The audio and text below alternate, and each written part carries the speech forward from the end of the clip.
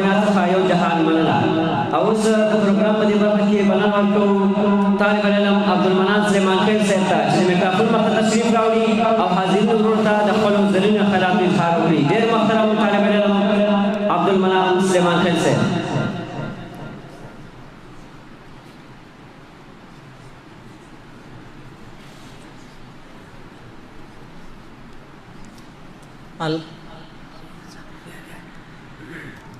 الحمد لله وكفى والصلاة والسلام على عباده الذين اصطفى أما بعد فأعوذ بالله من الشيطان الرجيم بسم الله الرحمن الرحيم.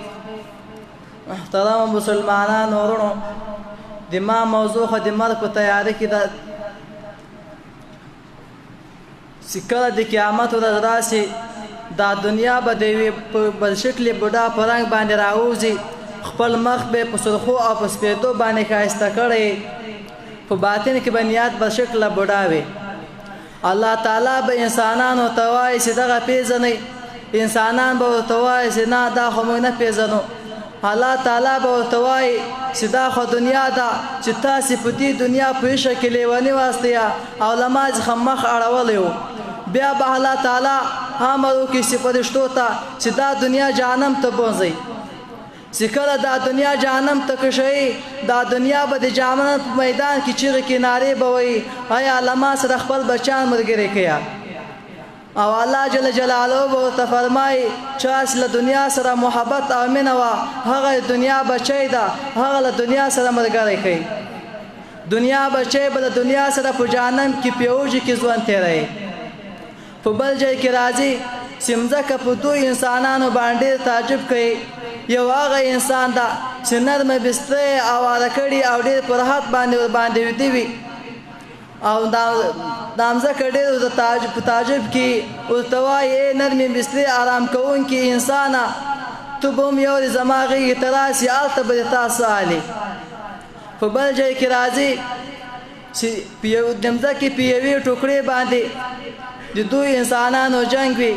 یو انسان وایي چې دا مځکه د ما ده، بل ورته وایي دا مځکه د ما ده.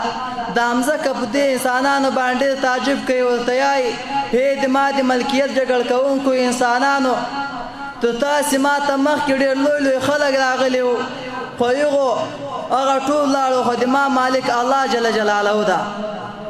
انسان چې په هر شکل باندې زندگی تیره کړي، خو زندگی په آخر کې بل عمل سره مخامخ کیږي. د انسان د زندگی لوی حادثه دا ده، د انسان د زندگی لوی حادثه د انسان مرګ ده، او د مرګ نه هم لوی حادثه د انسان هغه ده چې انسان د مرګ تیاری نه یې کړی او د جهنم غېږې ته ورشي. باید موږ او تاسې خپل په ګریوان کې وګورو آیا موږ د مرګ لپاره څه تیاری کړې ده. آیا موږ په خپل زړه کې د الله جل جلاله ته ځای ورکړی ده. آیا موږ په خپل زړه کې د الله جل جلاله عشق ته ځای ورکړی ده. خالي خوله باندې وایي زه د الله بنده یم او په الله تعالی باندې مې ایمان راوړی ده.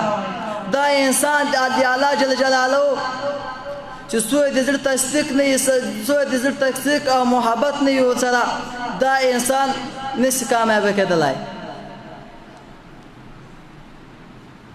وما علینا الا البلاغ.